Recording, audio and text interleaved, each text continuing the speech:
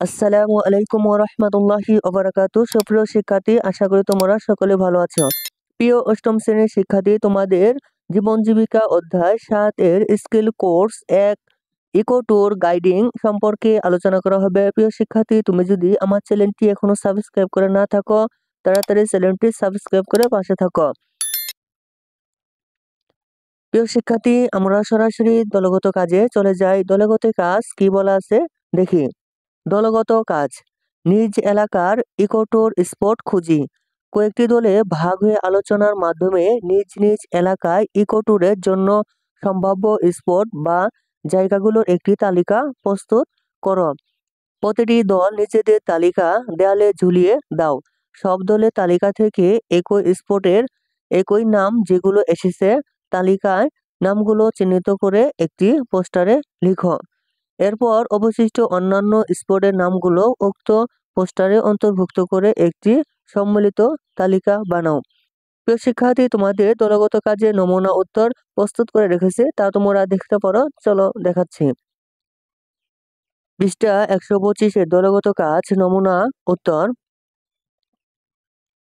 প্রথম দল, এ দল চট্টগ্রাম পতেঙ্গা সমুদ্র সৈকত, পার্কি সমুদ্র সৈকত, আন্দারকিল্লা জামে মসজিদ, সীতাকুণ্ডের ইকো পার্ক ও বোটানিক্যাল গার্ডেন, খৈয়াছড়া ঝর্ণা,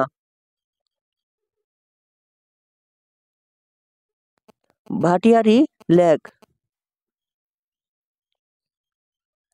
দ্বিতীয় দল, দল B Chattogram Banshkhali eco park, Bhojpur সংরক্ষিত বনাঞ্চল, গুলিয়াখালী সমুদ্র সৈকত,